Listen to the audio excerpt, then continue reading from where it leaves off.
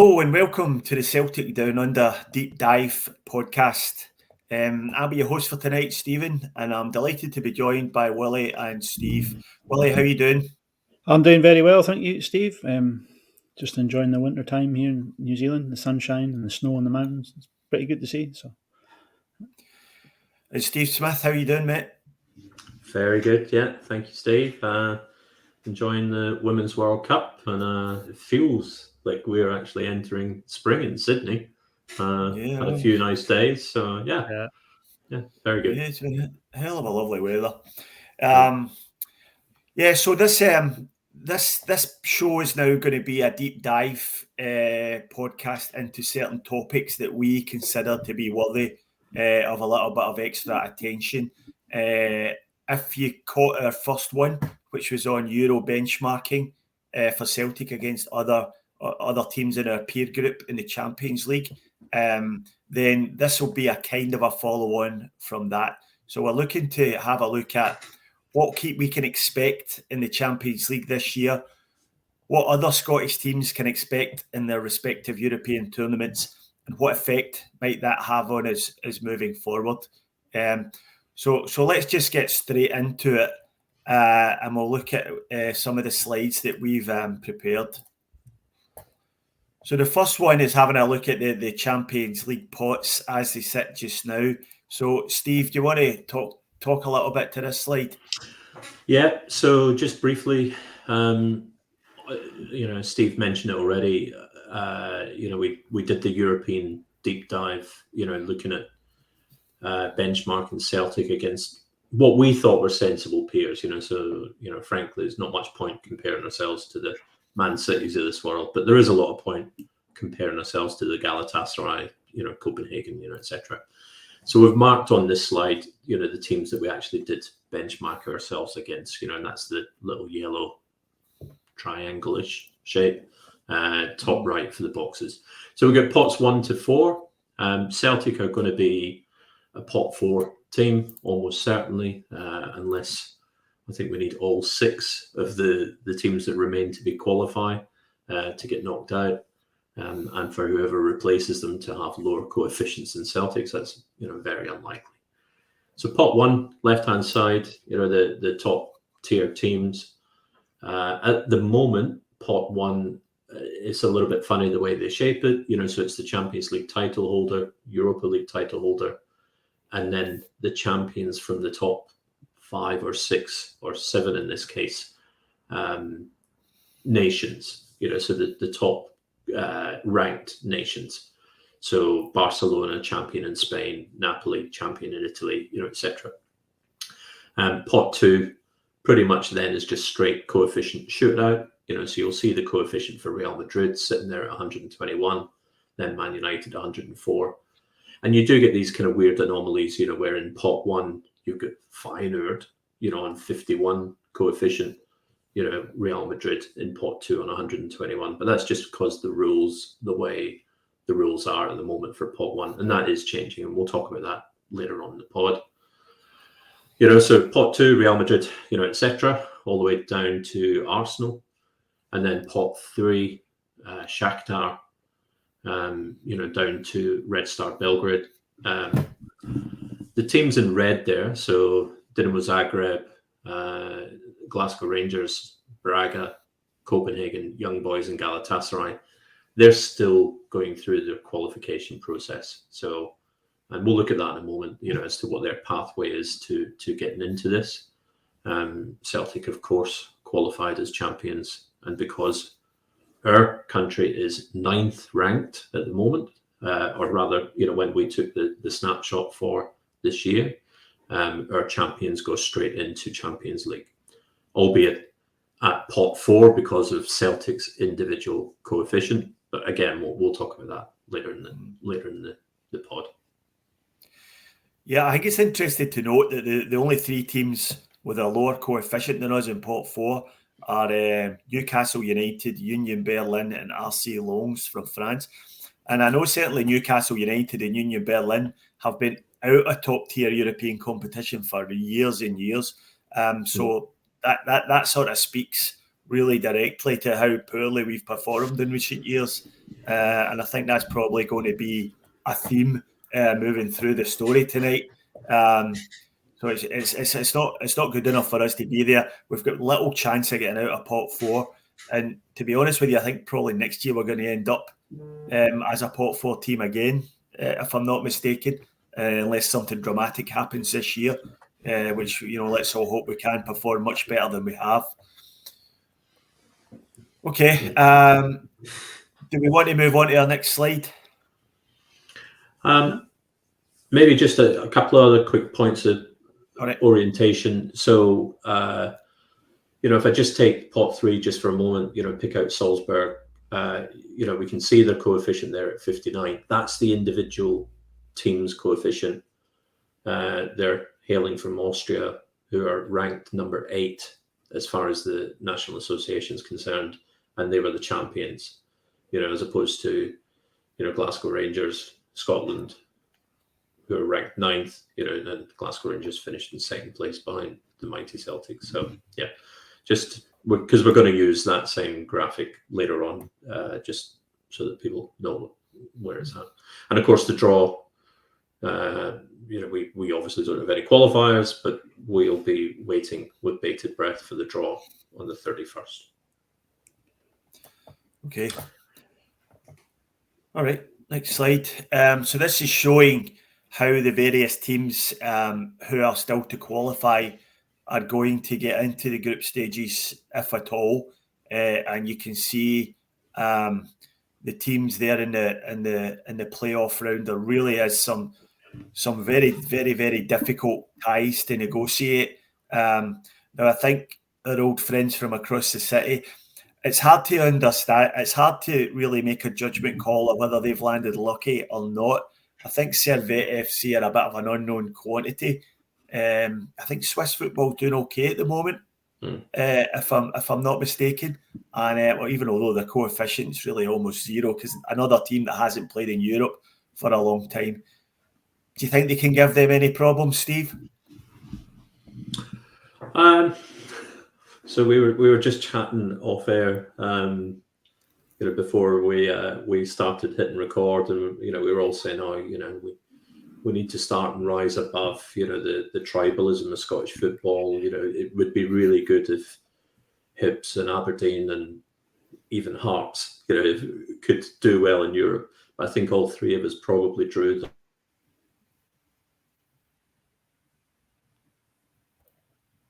I think Steve's gone there, so I think I'm not quite sure where he's going with all three, but I think he's there. Sorry, Steve, you're dropping in and out, mate. Yeah, I'll pick up there. It's a nice draw for Rangers. They should, on paper, beat them for me, but we all know when we go into these Champions League qualifiers, it can be very, very difficult. And we've seen in the past, we've come up against teams that we should have beat, that we haven't beat. And Rangers themselves, then they faced the Molde. Was it Molde from the Norwegian team? Was it them that beat them? They got put out, and the manager came on the TV. He's going on about how they needed the Champions League money and that. And it really is a lottery at this stage. But if you look at the coefficient, Switzerland are just sitting behind us on points. So we really need Hibs and Rangers to pull off this round and beat Lejeune and Servette, just to keep our head above them. Yeah. Look, I think the point Steve was making was that even although we're really desperate for coefficient points here, and we want Aberdeen to win, we want Hibs to win, and we want Hearts to win as well. Do we really want Rangers to win, Willie? Well, can you bring it on yourself to actually want them to win? Listen, if they don't win, it's funny as fuck, isn't it? Like, you know what I mean? Yeah, you're out. You don't even get the playoff round. You're out, and you got the bragging rights all to yourself. Then you know what I mean. But realistically, on the coefficient side, you've got to say, look, Servette, you should be beating them. That puts us well ahead of Switzerland on points. Then, so it's one of that catch-22 situations. You want to see them get beat, and then the other side of the coin is you kind of need them to win that one time.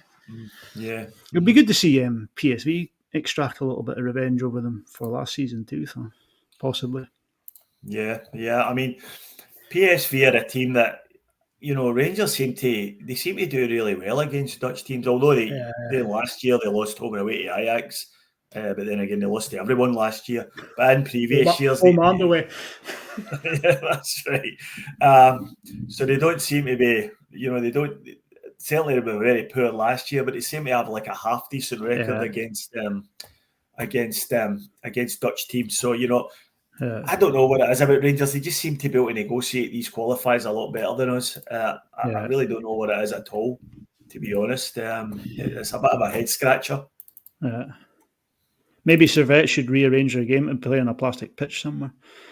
Yeah, that's right. Above the Arctic Circle somewhere. That would be good, wouldn't it? All right. I'm going to try and share this next slide.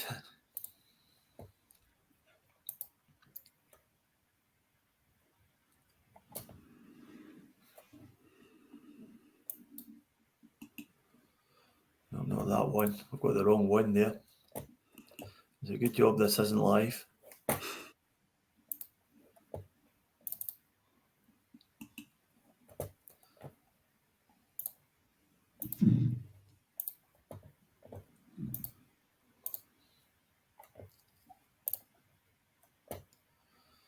Okay, can you see that one, Willie? It's loading at the moment. There we go, yeah. All right, so let's, while we're waiting on Steve come back on, we'll talk a little bit about this one. So this is the qualification for the Europa League. I think the one thing that jumps out of this is that Aberdeen have landed very, very fortunate, haven't they? Aye, yeah, they have. That's a plum draw for them. Like, I mean, 2021 they beat Haken 5-2 on aggregate. In was it Europa League qualifiers or Conference League qualifiers? It would have been Europa League, obviously. But Vilnius as well. If Vilnius beat Haken, then it's a tie Aberdeen can win. I've a friend back in Scotland. He's a big Aberdeen fan, and I spoke to him, and he's kind of in agreement with me. It is a tie they should be winning. And if they do get into the Europa League, then that's another. They could look at their ambitions the same as us, whereas they'll be a pot 4 team. If they get a decent draw from pot 3, it's points they can take. They may be looking at trying to get European football after Christmas as well. Maybe a little bit of a push, but it's something they should be aiming for sure. Like, yeah, no, definitely, absolutely, and we need them. I mean, we're always talking about the coefficient points. We really need someone to do that.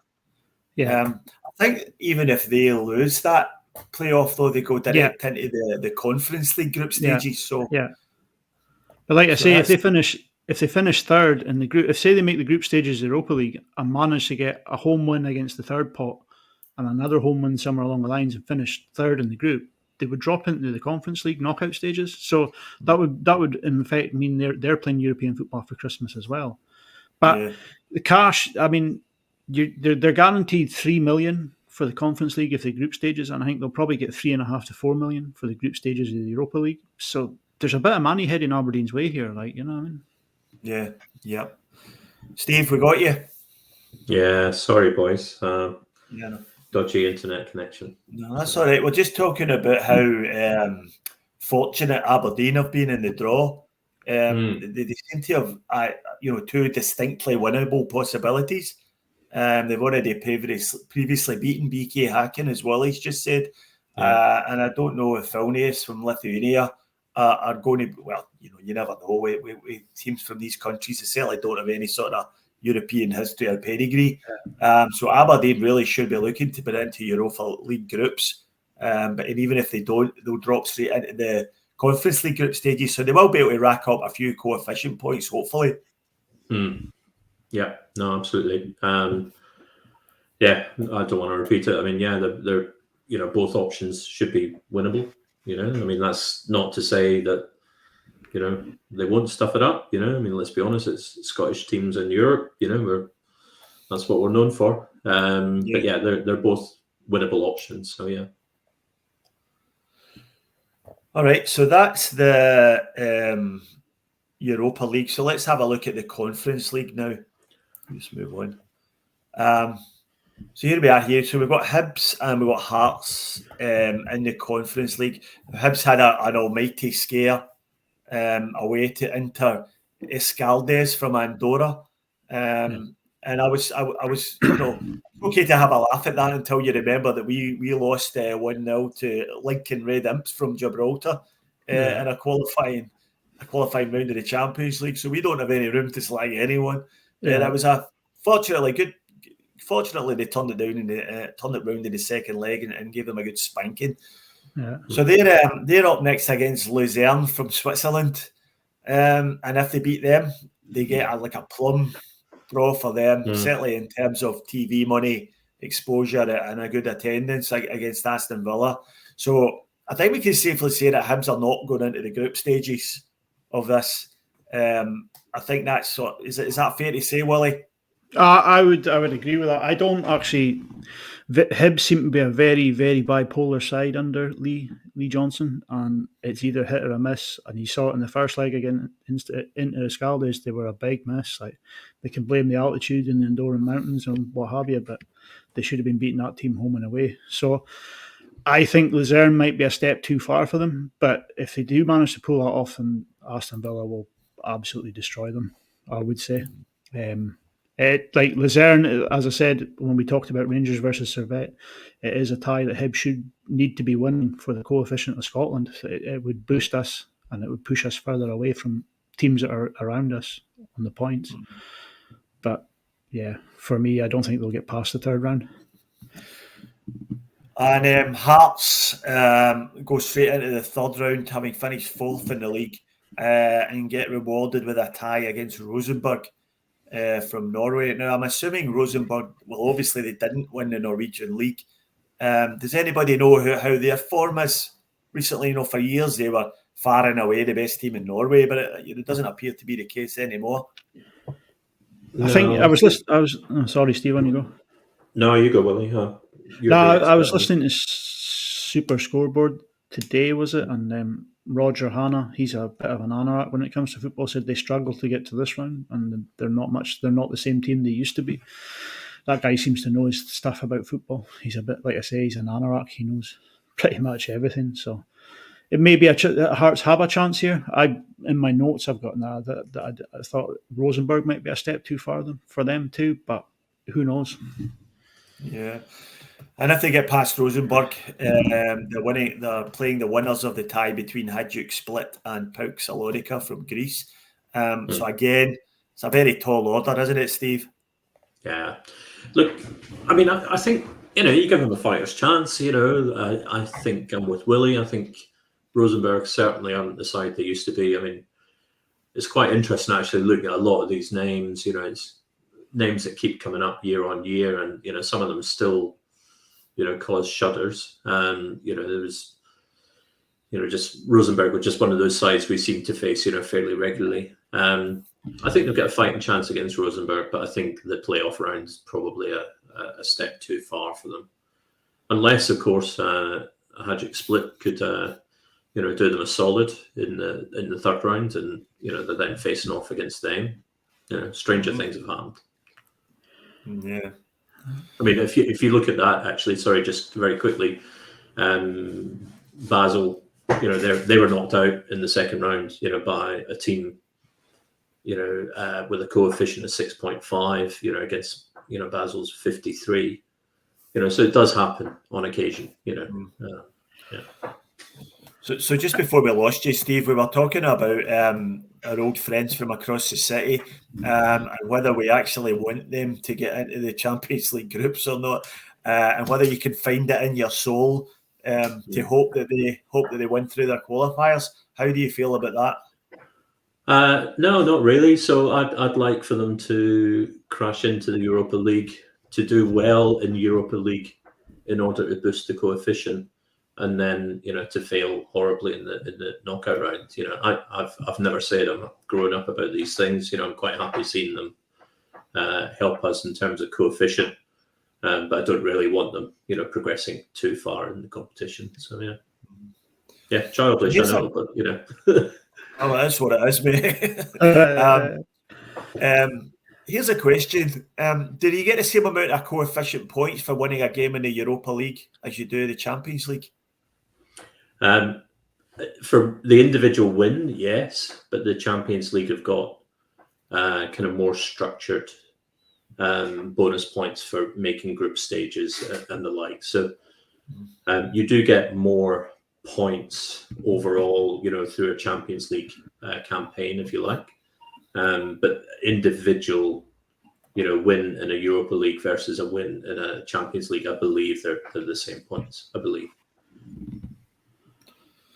Okay, so in summary, and this will become important when later on, we expect Hibs and Hearts to bomb out before the group stages, and there's no second chance for them. But we expect Aberdeen to play group stage football of some kind, hopefully Europa League, but even if they're not, it'll be in the Conference League, and possibly joined in the Europa League groups by Rangers, with us in the Champions League. All right. So we'll move on to the next slide. We'll talk a little bit about how access to the Champions League will change after next season. So, Steve, you want to tell us a bit about this? Yeah. So, look, they've been talking. UEFA have been talking for years about changing the format and the calendar and all the rest of it. And you might have heard UEFA talk about the Swiss model and some fairly fundamental changes to not just the Champions League, also to Europa League and also the Conference League as well. And basically the changes take effect in 3 areas. So how you qualify, so in other words, what the access list looks like. And then once you get there, what the actual format of the tournament is. And then also the calendar as well. So we'll look at each of those. But the overarching thing for me, and we'll see in a moment, it becomes even more lucrative, right? So, without, spoiling what's coming up, it becomes even more financially lucrative. And if you think back to our benchmarking episode, where we said, we need to, be a player trading club in order to try and keep up with these European peers, I'd argue we need to be hitting the Champions League, each year. And it becomes even more important because if we don't hit it and, these other clubs that we think of as our peers do, then they're going to be disappearing over the horizon the same way as, the big 5 leagues have done, etc. So more important than ever. Yeah. Okay, so let's drill into that a little bit and see what it's going to look like after this coming season. So the number of spots is increasing to to 36 from 32. So get an extra 4 teams in. The surprise, this isn't going to help us really. This is going to help. This is going to help teams from the big leagues who are going to get an extra team. And I think I read somewhere, there's a real potential for England to have 5 teams in the Champions League group stages, which is farcical. But it's an old argument, and it's one we're not going to win with UEFA. So there's really probably no point in rehashing old ground. So, Willie, what do you know about how we get into this Champions League, and how the qualification is going to work? Well, right now, when it starts up next year, we will actually be automatically. Well, it's provided we win our league, we will automatically be in there. If not, we'll have to go through the qualification process. But the qualification process, as we know, can be difficult, and we know that with the extra couple of places, you would think, well, that will go to Champions Paths, but no, it doesn't. You've got the 5th best league gets an extra spot. You get an extra 2 spots from the best performing leagues in Europe from the previous season, who could probably be England or Spain or Holland. I think it's England and Holland at present. The 5th best league would be an extra place for France, and then another 1 place for a Champions Pass. So again, it's the rich looking after the rich, and the bigger clubs are just keeping the cartel to themselves on this thing. I mean, let's be clear about this. This is basically an attempt to head off at the pass a European Super League, isn't it? It's about trying to give the big leagues exactly what they want, so they don't break away, while still maintaining the pretense of a UEFA competition and it being fair and balanced, which we all know it's not. So we've kind of established there that this isn't really going to help us, but it becomes even more important that we actually get into it. If not absolutely crucial. So we'll just move on and look at how the Europa League and the Conference League are going to change. Now, I think both of these they're not changing as much as the Champions League, except for the fact that there's going to be an extra 4 teams in both competitions. And I think the key thing to take from this is there's no drop down anymore. From the Champions League groups. Once you get into the Champions League groups, regardless of where you finish, you either qualify for the next stage or you're straight out of Europe. So there's no safety net for finishing third in a group or anything. And the implications for Celtic are, if for any reason we don't manage to get our coefficient points accumulated a little bit more and we drop down the ladder a bit, we're going to be in the Champions League qualification playoff round again. So at that point, there is a possibility of dropping into the Europa League. Is that about right, Steve? Yeah, pretty much. I mean, this is a little bit more even-handed, the Europa League and the Conference League. You know, it's not quite as obviously to the advantage of the top associations. You know, I know it's a complicated area, and you've got the association ranking, you know, i.e. where Scotland are in the ranking, and then you get the individual club ranking.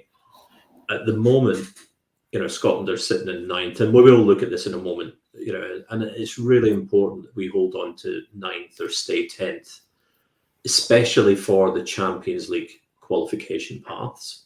It's actually less dramatic for these two competitions. So not as much change for these, you know, if we drop down the National Association rankings. But yeah, you're right, you're bang on. You know, so basically all 3 competitions will now have 36 teams each, and the Champions League absolutely skewed. You know, where, you know, it's to the advantage of the big leagues. You know, even the additional teams. This is a little bit more democratic and a little bit more even-handed to lower ranked associations. Yeah, so obviously we don't want to be involved in this. We would rather be in the Champions League, but I think it's probably worth pointing out that if you were to end up in Europa League, there'll be, with the additional teams within it, there is potential for some extra games, isn't there? And to go a little bit further in that competition. No, there is. So we'll talk about format in just a second. Less impact to the Conference League format, you know, but both the Champions League and the Europa League, you're guaranteed additional games, and you know there's a kind of funky playoff thing going on as well, knockout thing, I think they called it, which again we'll look at in a moment. Okay, well, so we'll move on and have a look at what the single league format in the Champions League looks like. Do you want to talk us through this, Steve? Yep. So basically, you know, we said all 3 competitions have got 36 teams. So ignore the concept of being drawn into, you know, 8 groups of 4 as it was when it was 32 teams. There is now one big single league for each of the competitions, right? So the 36 teams that qualify for the Champions League, and bear in mind, this is 24-25, yeah? So whoever wins the league this year will go straight in, will automatically qualify for the Champions League. So, you know, touching wood, that's Celtic. We'll go into this one single league format Champions League. So 36 teams. There is still the concept of pots, you know, pot 1, 2, 3, and 4, with 9 teams each. And we'll look at what that could look like in a moment. But basically for Champions League and for Europa League, you're guaranteed 8 games. Yeah. So let's just say, Celtic qualify. We would be in, the fourth ranked pot. We would have one home game against a pot one team and one away game against a different pot one team. And then one home game against a pot two team, away game against pot two team, again, a different team. Same with pot three, home and away, different teams. But then the difference is we'd also play a pot four team home and a pot four team away, different pot four teams. So we're guaranteed 8 games, basically, 2 from pot one, 2 pot two, 2 from pot three, and 2 from pot four. So we'll look at the impact to calendar in a moment. Very similar for Europa League. Conference League, rather, slightly different. They've got a 6-pot thing going on. Probably will not spend too much time on that, but it's kind of more similar to the structure that we had, with the old Champions League or the current Champions League format. Stephen's already hit on it. No drop down though. Yeah, so basically, if you finish, you play your 8 games. Everyone's played their 8 games. You finish in the top 8. Happy days. You qualify directly into the round of 16. If you finish in 9th to 16th, then you go into this knockout playoff and you'll be seeded in that. You finish 17th to 24th, you also go into the knockout playoff, but you'll be unseeded. So there'll be a draw to determine who from 9 to 16 plays who from 17 to 24. But if you finish 25th to whatever that is, 36. 36, yeah. Yeah, then, game's over, off you go. That's you for the year. No drop down whatsoever, or filter down, or whatever they called it at UEFA. So I'll put this on to you, Willie. You have to finish. We have to, in order to progress from this model, we have to finish in the top 24 teams. Now, I don't know off the top of my head. I can't work out how many teams from the top 5 leagues are going to be in here, but it can't be far away from 24. So it's a very difficult task, isn't it?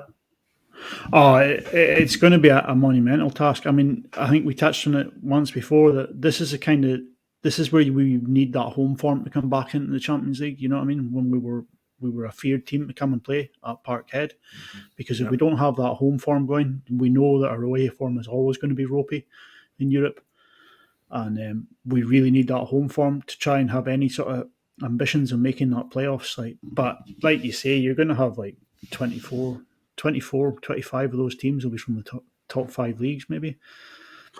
Or 21. Top 6, so 21 now from the top 5. So yeah, from the top 5, very likely from the top 5. Yeah. So and that's it. Sorry, Willie, but that's you've then got league ranked 6th, 7th, 8th. Yeah. Who've all got a number of teams as well before you get to us. Yeah. So we're going to have to punch above our weight, aren't we? Really, but we are really going to have to punch above our weight. We will be sort of looking at that table and saying we're going to be sort of at the lower end of it if we don't get that home form going, as I sort of touched on a second ago. But it is going to be a big ask, you know what I mean? Mm-hmm. I think I was reading somewhere the other day there that the sort of revenue for qualifying for the group stages is going to rise from something around about 30 million. And this is always a little bit of a grey area because it's not quite clear whether you actually get 30 million or not. But that's going to rise up to around about the sort of 55 million area. So, I mean, that's a significant rise for a club like Celtic who are turning over something in the region of 90 million, between 90 and 100 million. That's like 15%, a 15% rise in your turnover, and that's game changing, especially if your biggest rival doesn't make it into that group and ends up in the Europa League. So we can't stress this enough how it's so important that we get in this, and not only do we get in this, that we accumulate some coefficient points, and sort of consolidate our place. If you look at it this season, right, if Rangers, I was looking at Rangers in or out of the Champions League. If Rangers make the Champions League, the coefficient payment Celtic received was about 10.2 million. If Rangers don't make the Champions League, we'll get about 13 million. The market pool, it's 8 million if Rangers don't make it, 4.4 million each if they do. So you're at 10 to 15 million in revenue if Rangers don't make it. But with this new format, I think, like you, I was reading up on it, I think there's a 30% increase in the amount of money that's available to the teams that's going to be going into it. So it's essential because you look at the teams that are going to be seeded around us in that sort of bottom 6 or 7 places. If they get in there 2 or 3 years in a row and we don't, they're just going to push ahead of us. Like, you know what I mean? Yeah. We really need to sharpen up like we touched on the last time, the player trading model, and make sure that the revenue stream is coming in and going out in equal balances, not like taking Albion Ayeti on for 4.5 million and then sort of ripping up his contract and saying, here's 1.5 million, just go away, will you? Like, you know what I mean? We can't keep doing that. So it is essential that we get into this tournament and we start staying around in it for a long time to come. Yeah, I think in our last podcast we showed that, you know, in terms of revenue, we do measure up quite favourably against most of our peer group. I think we were certainly in the top third, but that can change really quickly if other teams get away from you in this format of the Champions League, and you could find out tumbling down that to being in the lower third of your peer group. And then that makes it really, really difficult to compete at all. Sorry, Steve, you were going to say something? No, I was just going to say, without being too dramatic about it, you know, it's a game changer. You know, we absolutely need to be present, competing, and maybe not competing directly 24-25, you know, but building a platform, you know, so that when we get there in 25-26, you know, we're building on that, you know, etc. We need to be just incrementally building this out.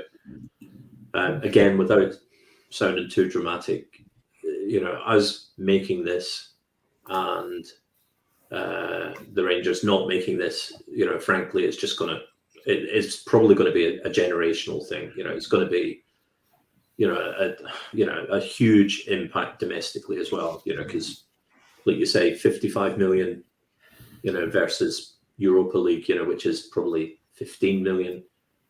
You know, it's crazy the delta. You know. Yep.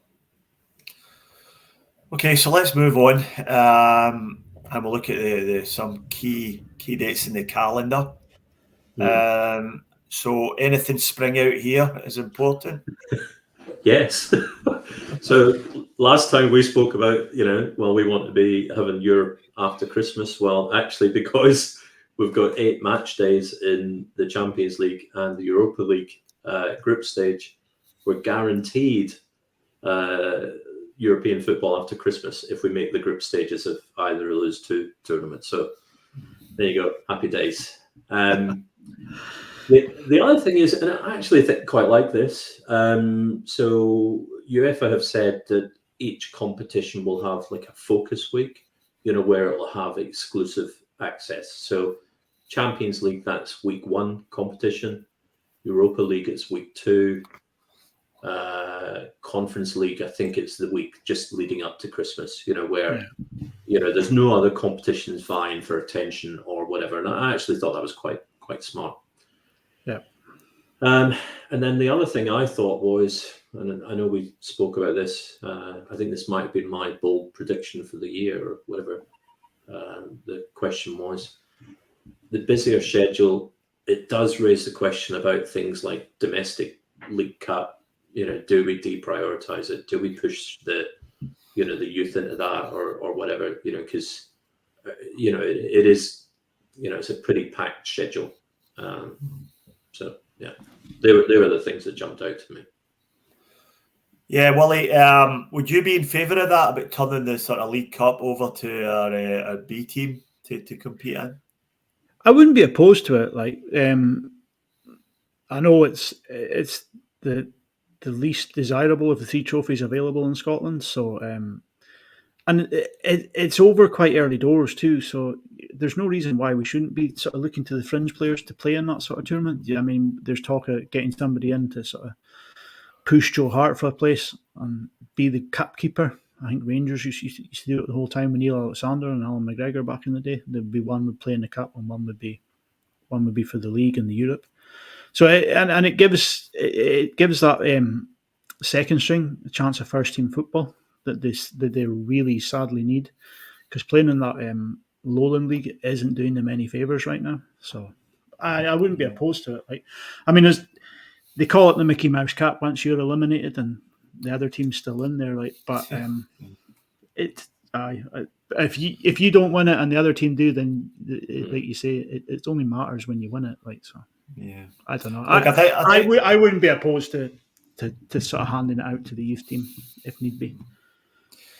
I think most people would be okay with handing over to the youth team or the B team up until we play Rangers in the final at Hampden, and then it becomes a different matter. So if you're going to go down that road, you have to trust them enough to just put them out against Rangers at Hampden. I mean, that's not to say Rangers might be doing the same thing, but I doubt it. They're not exactly snowed under with trophies just now. So any sniff of a trophy, and they'll be fielding their strongest team for sure. But I think that's the way we would have to approach it. Anyway, we've digressed a little bit there. There's a whole podcast could maybe be done on the failings of the youth system. We'll save that for another day, and we'll move on. And here we've put together, for everyone's benefit, a simulation of what this might look like for us. Just grabbing teams grabbing teams out of thin air, teams that are in the Champions League this year, assuming they all qualify again next year. So, Steve, do you want to talk to this? Yeah, just very quickly. So we know that there's 4 additional teams make it into the new format. Just using the current setup. Imagining that we were using the new format this year.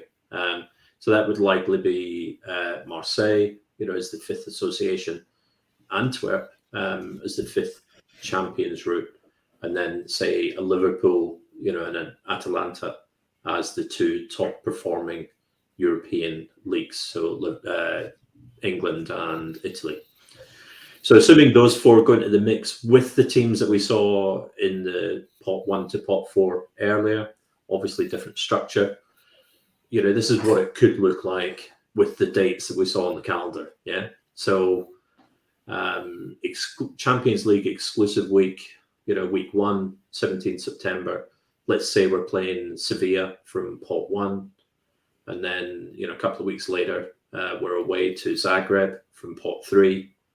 And then Dortmund at home from pot 2. And then away to Union Berlin, pot 4. So I'll pause there. The first thing to note is, because it's a single league, some of the constraints around teams from the same national association and things like that drop away. So, there is more likelihood of hitting up, the same country, more regularly or whatever. And then going into the second cycle, end of November, Copenhagen from pot 4. Say a Porto away from pot 2, then a Braga at home pot 3, and then finishing, against Man City from pot 1. Both those last 2 games being post-Christmas. So against all odds, we finish 17th to 24th, and then Willie, what happens then? You get your knockout ties. You go in the draw in the playoff. Inter Milan seem to have been drawn against them. So, we've got a good history at playing them too, haven't we? Like, so my question is, who did we beat? Well, I take it our home form miraculously improved, and we beat Braga, Copenhagen, and Borussia Dortmund and Seville all at home. I possibly got a draw away at Man City, and that got us through. Yeah. I think we had a sneaky away win against Zagreb in week 2, and that just filled the confidence, yeah. Who knows, Steve? Good question. I don't know. Like, Zagreb is a hostile environment there, like, tight little stadium, like. Yeah. Yeah. Well, what we need is another pitch. We need another pitch invader, don't we? Aye. They put the fear up the opposition again. Yeah. Give the goalkeeper a wee slap. I like how the simulation, we didn't simulate, the fact that we won the knockout and went into the round 16. We just kind of drew the line at that stage. Let's not stretch it. Yeah. Quick question for you, Steve. You might not be able to answer this, but can we be, like, say Rangers qualified and we qualified, could we be drawn against Rangers in the single league format? Or will they carry on with this, keeping countries apart? Carry on? I don't think they can do it in this. I think it gets tricky, Willie. I mean, especially if you think, top 4 sides, or let's say 2 of the top 5 leagues are going to have 5 teams in it. Yeah. And you start to kind of go through the machinations of all that. I think it gets tricky. I don't think they can. Yeah. Yeah. Yeah. Sorry, I put you in the spot there. That's all right. When you've got 5 teams from the English Premier League in it, it's going to be impossible to keep all them apart. They're going to have to play each other at some point. Yeah. They'll be doing the draw with it all set out there with the maps. Right, here's the draw. The 2 teams that can play each other home or away. Yeah. You can play him away, and that's it. 2 balls in the pot. Who's home? 2 balls in the pot. The draw's set like Scottish football. Yeah. One hot, one cold. Yeah, get Rod Stewart in to pull the balls. Or Biffy Clyro in the 3rd round. Yeah. Let's not dwell too much on the latter stages of this, So, but it's but anybody know where the final is? That's the key question. Somebody will say it was in Dublin. I think that's the Europa League final this year, isn't it? Right, okay, yeah, right. Yeah. In the Aviva. Yeah. Okay, we'll look forward to that then. All right, next slide. So this is where we start to talk about where we're sitting in the country ranking and why it matters. So we're sitting just above Austria, Switzerland, and Turkey. And all of those countries have got teams in the European competitions this year. So we are at risk here. If we have a repeat of the last couple of years, then I think almost certainly we will drop down to round about 11th and lose out in our automatic group stage qualification. That would be a disaster, Steve, wouldn't it? Yeah, it's worth just quickly mentioning, Steve, the fact that there's this 1 year lag for the access list. So if it's a bit convoluted, but basically, if you think about this year's Champions League, the fact that the Scotland champions qualified directly was determined by where Scotland was, the nation was, at the end of 21-22, right? So it's not at the end of 22-23, going into 23-24. It's actually, a whole year back.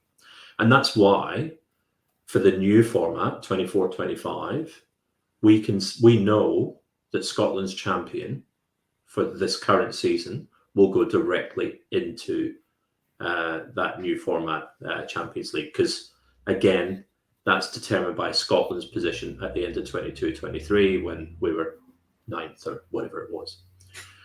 And we're right on the cusp, right? So, frankly, Scotland being 9th is probably slightly above expectations, when you look at the strength of individual sides, etc.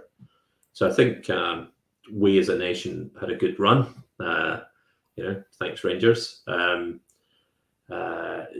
that's led to us, having been 9th for probably 2 or 3 years in a row. But the thing that causes concern is if you look at, it's a bit of an eye test, but season 22-23, Scotland as a whole scored 3.5 coefficient points. And if you scan down that list, that whole column, that is the lowest on that list. So Denmark in 17th scored more than us. Israel scored more than us, etc. But they're far enough away that you're kind of going, yeah, so what? The ones that really concern me are Switzerland and Turkey, both of whom massively outscored us in 22-23. And if the same thing happens this season, then we will drop to at least 11th, maybe even lower. So without overcomplicating it, we really need, some of the Turkish sides to drop out.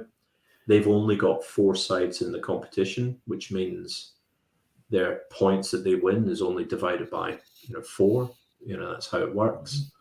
And if you look at it, Fenerbahce, Besiktas, they're both through into Q3, and then even Adana Demirspor, I think it is, who I was hoping would drop out in Q2. They actually went through to Q3 as well, so they're in the 3rd qualifying round as well. And Galatasaray, we saw them earlier on. They're in the 3rd round of Champions League qualification.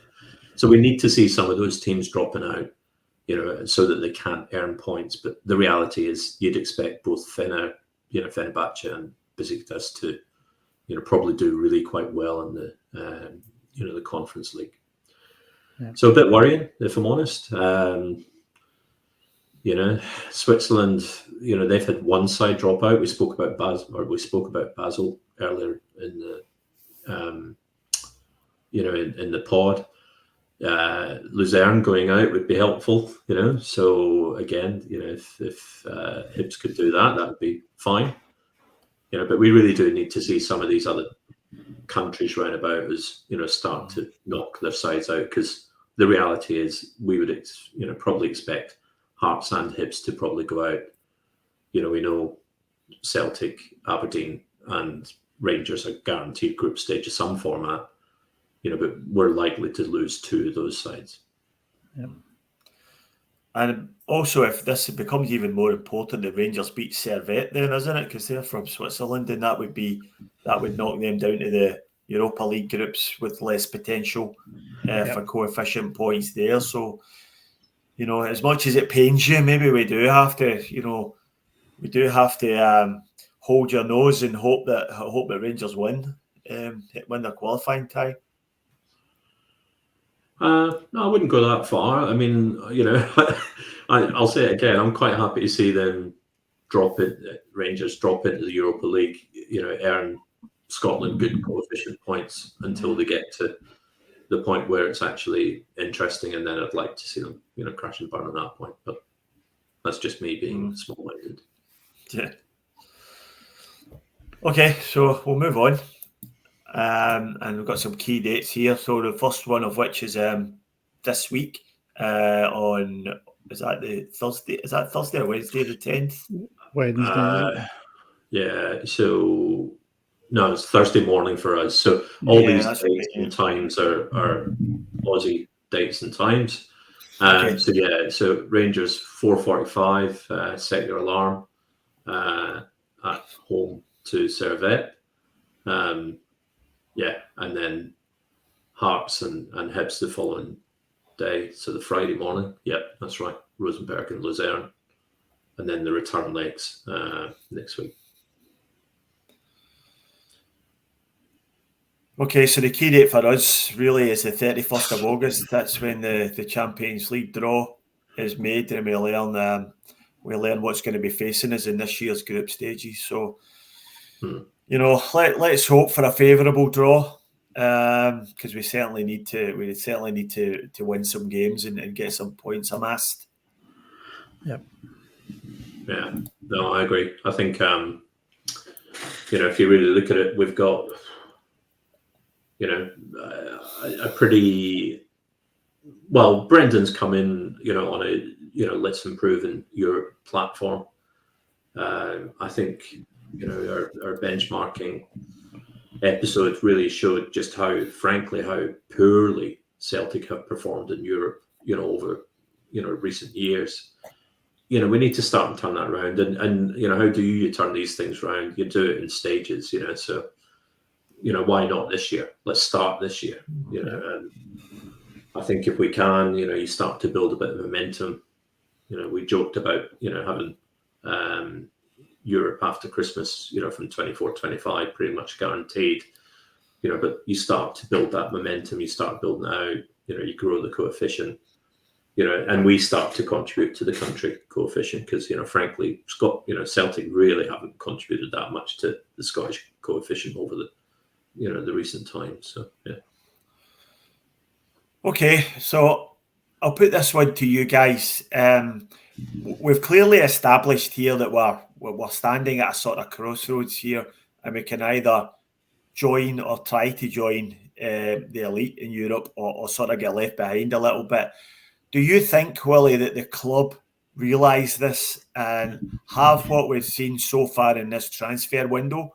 Has that given you sort of like evidence or reassurance that the club realise the importance of this? Not really, no, because I don't think there's still a lot of time. There's still time to make moves for players, but some of the key positions we've lost in Jota, I don't think he's really been replaced. Carl Starfelt was let to go for not a great sum of money from my eyes for what he's worth.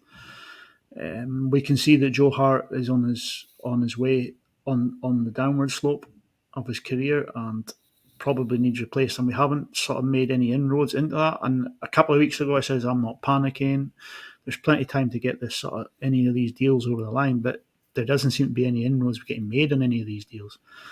The talk of Carl Starfelt's replacement is a couple of million buy from Sweden. I can't remember the boy's name at the moment in time, but it sort of fits the player trading model, which is good. But we still need key replacements for Jota, Joe Hart, and possibly another striker to go up there too, I would say. But like I said, there doesn't seem to be inroads getting made on these deals unless we sort of get to the final day of the transfer window and they all sort of materialise and it'll sort of all be happy and this will all be forgotten about. Right? But for me, at this moment in time, are they kind of taking their eye off the ball because we've already made the Champions League? Maybe a little, but I don't know. I'd be keen to hear your view on that too, guys.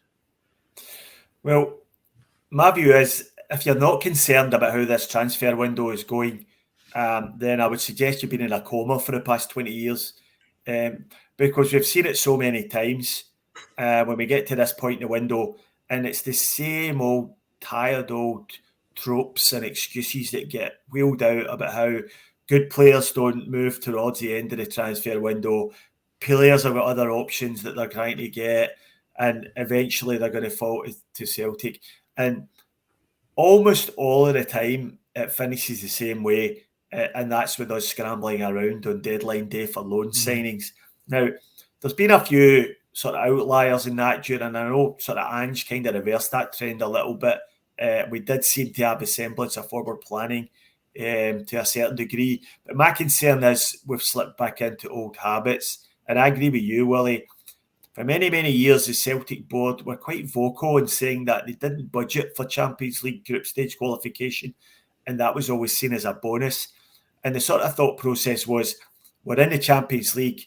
Doesn't matter what happens in the Champions League. We're going to have a good season financially because of the revenue that will be generated. So why would we spend more? Because the outlay that you would have to spend in order to make any inroads further than the group stages would it far outweigh the benefit that you would accrue. And that's my concern, that we've slipped back into that mindset again. And I haven't seen anything so far in the transfer window to dispel that notion. So, Steve, what do you reckon?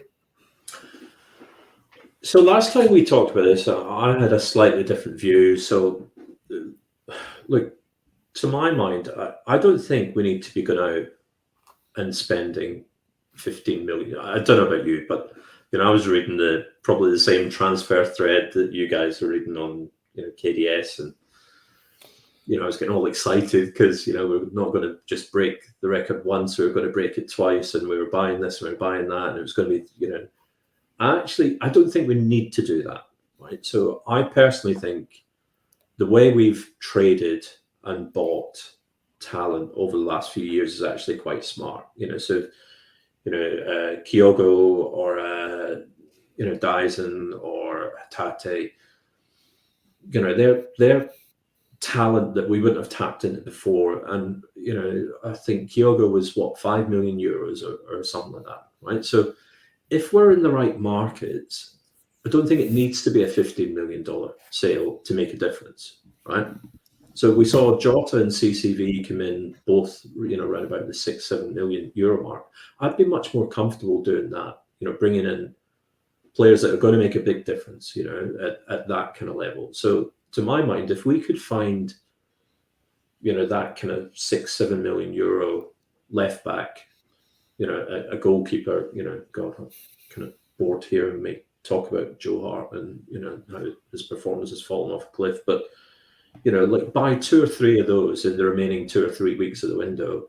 And, I think I'm quite happy. But the other thing is, I actually think Celtic are quite smart in terms of looking at it as a multi-year thing as well. So I know this year's critical because all the reasons we spoke about before. But the reality is this isn't a rebuild year for Celtic, right? So, this should be about organic, incremental improvement, but it's not a rip it up and replace. Whereas next year might well be, much more wholesale change because, just the cycle of contracts and what have you. So I don't think we need to be trying to spend all the money we've got this year. I'm quite happy to spend more selectively this year. I'm not saying don't spend. I'm just saying just spend smartly, and then don't be surprised if we see more significant spend. Next transfer window would be my gut feel. Mm-hmm. I'm not advocating. Sorry, Steve. You go. Yeah, I think there's a big difference between spending 15 million on a player and spending 800 grand from the Korean second division. I think there's a whole grey area in between there. Now, my point was always, and I don't know where this, you're right, I read the same transfer threads as you. I don't know where this figure of 15 million came from. I think it came from some in the know poster there that said that was the sort of range we were shopping in. But I never believed that for a minute. But I do believe there is a transfer range between 5 and 10 million where we should be shopping in. And I've always been of the belief that in general, the better players always cost more money.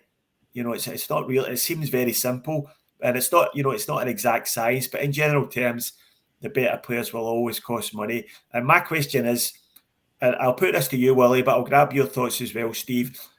Where do we, if we keep shopping? The model's great, and I appreciate we've bought these players at the right time in their career, with a high ceiling and with a sell on.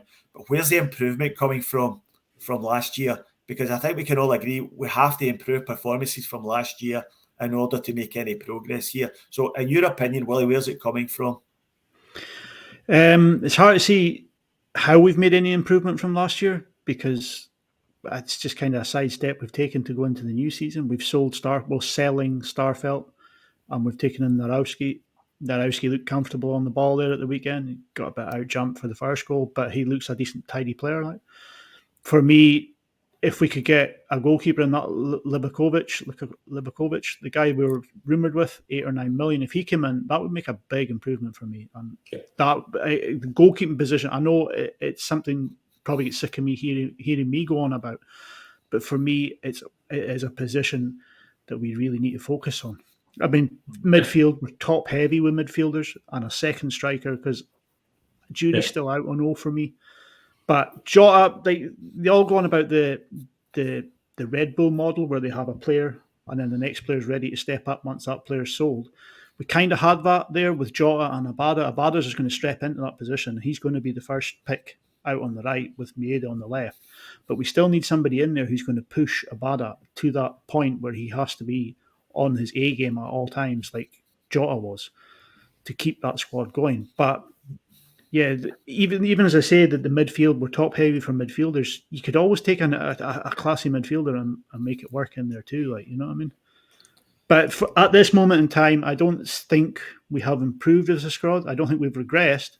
I think we're just taking a sidestep into the new season, if I'm honest. I'm so with you, Willie, in terms of, frankly, yes, we've gone backwards in terms of, we're not replacing Jota with a suitably skilled and qualified, right winger. I get that. Abada, there will be a drop off to Abada, but hopefully, he improves. But if you look at our Champions League last year, it was not the chance creation that was the issue for Celtic in Champions League last year. We had one of the highest XGs, big chances created, from any of our peers. And actually, I think we should look at that, in preparation for Champions League coming up. Yeah. Goalkeeping last year, Joe Hart cost us 4 goals in Champions League. So if Joe Hart had performed as per the average of a Champions League goalkeeper last year, he would have saved 4 goals that we conceded, or 4 more goals that we conceded. Yeah. That's the difference between finishing 4th and 3rd. Mm-hmm. Yeah. So yeah, I agree. We have gone backwards to some degree. If we don't replace Jota with similar, which I don't think we're going to, it feels to me like Rocky's not far off a like for Starfelt. I'm fairly comfortable with that. I'm actually fairly comfortable, middle to front. I think we look good in that space on the weekend. We've seen Dyson in a different role, in pre-season, which gives us options, hopefully more clinical than last year's Champions League. The issues are at the back for us in Champions League. That's where we've failed, and we have to start with the goalkeeper. I mean, frankly, we were talking about this, I think, partway through last year, and we said, oh, actually, Joe Hart's starting to cost us, domestically. We then saw it in Europe. Frankly, what I've seen of him this season so far, it looks like Alan McGregor last year. His movement is, like really poor. Yeah. Sorry. Just to touch on that, Stevie, I think Joe Hart would have been more exposed last year if Alan McGregor had retired, because Alan McGregor just took up. Oh, look at this cunt! He's ancient. Like he's towing a caravan and that. You know what I mean? We all just had sat there and had a good laugh and we've got a decent keeper. You've got a donkey. Like, and then if Alan McGregor had retired after that cup final, it would have been us that have been sitting there going, "Oh, hang on a second here. This goalkeeping situation needs addressed ASAP." Like. But do you know that Alan McGregor, even in Rangers, who had the worst ever Champions League performance last year, Alan McGregor performed better than Joe Hart in terms of saving shots on target. Yeah, I seen that. I actually, yeah. And you're right, Willie. I mean, we did laugh, Yeah. But the warning signs have been there for a little while. We really need to act on it. So, in a funny sort of way, coming back to your original question, Steve, if we go out and we spend 6 or 7 million, and I know that, causes some shudders, because it sounds very similar to Barcast type number, but if we went out and spent 6 or 7 on a good mobile, not mid-30s goalkeeper, I'd actually be quite happy. I'd be, fairly happy with that. Even the boy Angus Gann would make a big improvement, I think, on Joe Hart. Yeah. And he won't be fancying another season in the Championship with Norwich. I mean, could you offer 6 million for him and say, look, here's a Joe Hart in return as well as part of the deal? Yeah. Norwich would probably take that. Like, Championship team with an ex-England goalkeeper. It might. I think you'd have to ask Joe first, though, if he fancies going to the Championship. I think he's got his heart set on a move to the MLS if rumours are to be believed. Possible. We over to Inter Miami. Yeah, look, I know what you're saying about the goalkeeper, but we also, just wind back a few minutes there, we did touch on a performance last year where we were right up there in terms of chance creation, but we weren't right up there by the goals we scored. And so that has to change as well. And I don't really see where that improvement's coming from. Now, I'm a big fan of Brendan Rodgers, right? I think he's an elite level coach, and I think he will improve players. But I don't think he's going to be able to prove them enough to move that needle in the Champions League. I think we're still going to be lacking. And I was a little bit perturbed to see David Turnbull starting at the weekend. And that's not to say he didn't play well. He was okay. He done well, scored a couple of good goals. A fair play to him. He's a skillful boy, good player. But there's not a chance in hell he's good enough to play in the Champions League as a number 10. No way. And that concerns me a lot. We're only, we had the dates in front of us there. When our first group stage match is in September sometime. It's not that far away. And it doesn't look as if Rodgers fancies Hatate in the 10. So what do we do? What is the answer then? Because we can't just sit back and say, oh, well, we try, because this year is so crucial.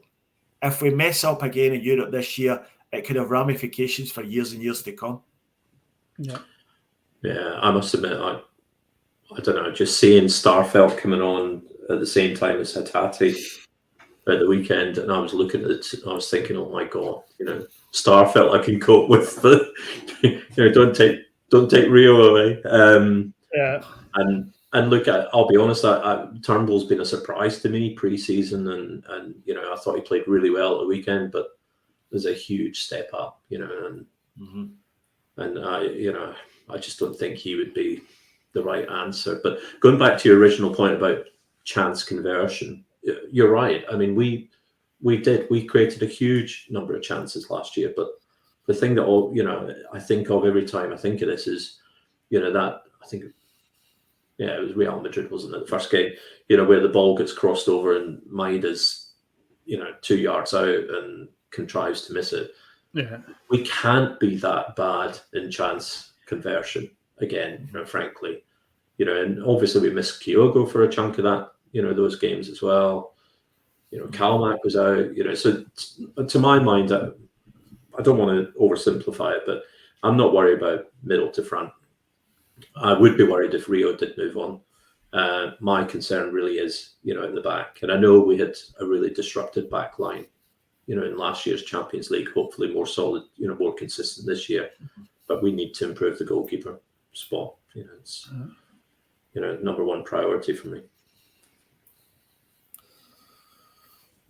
Okay, so we're waiting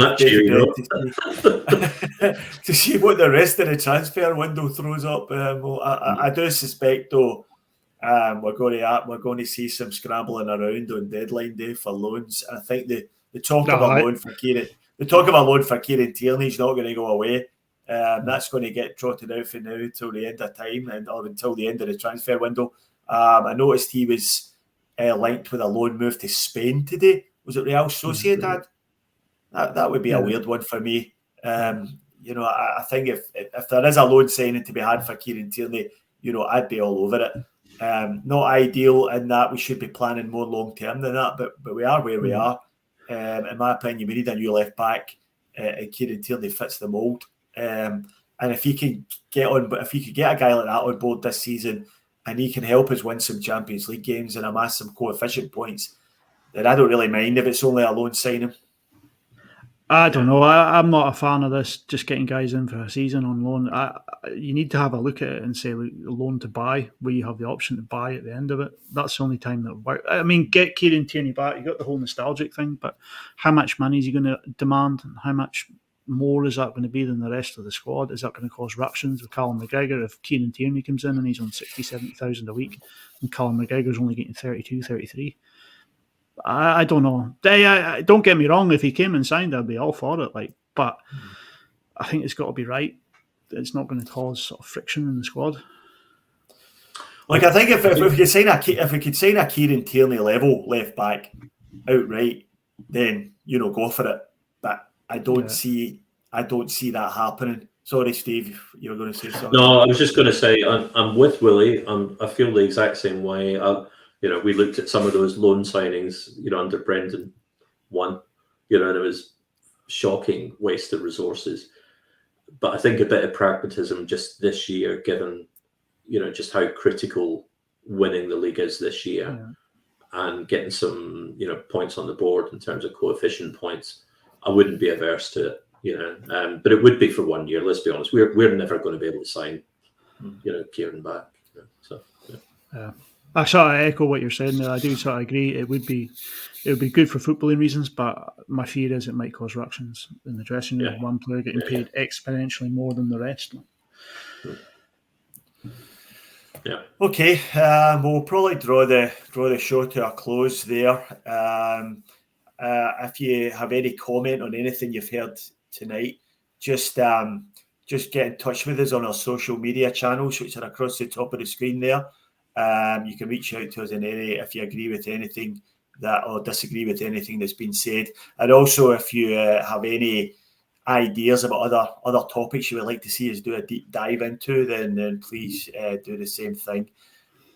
So don't forget to tune in. We've got a new programme of shows on the Celtic Down Under. We have a live show on a Monday and a Thursday, and we'll have other shows being released in between on specific topics. So please check out our other shows, and I'll sign off and say, Wally, what you doing the rest of your week?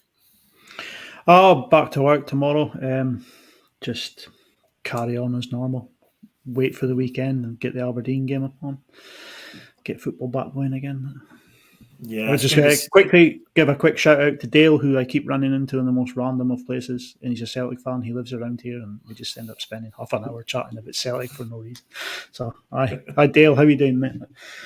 I know he listens to the show too. So, hi Steve, you looking forward to the Aberdeen game on the weekend? Yeah. So rumour has it someone might be open to buying me a beer at Scruffy Murphy's. That'd be nice. I've actually just realised I'm doing the City to Surf on Sunday, so I'm not sure if that's going to be a go. You can buy him the beer. You don't have to buy one for yourself. Like, I might be in the Royal North Shore Hospital. But no, looking forward to that.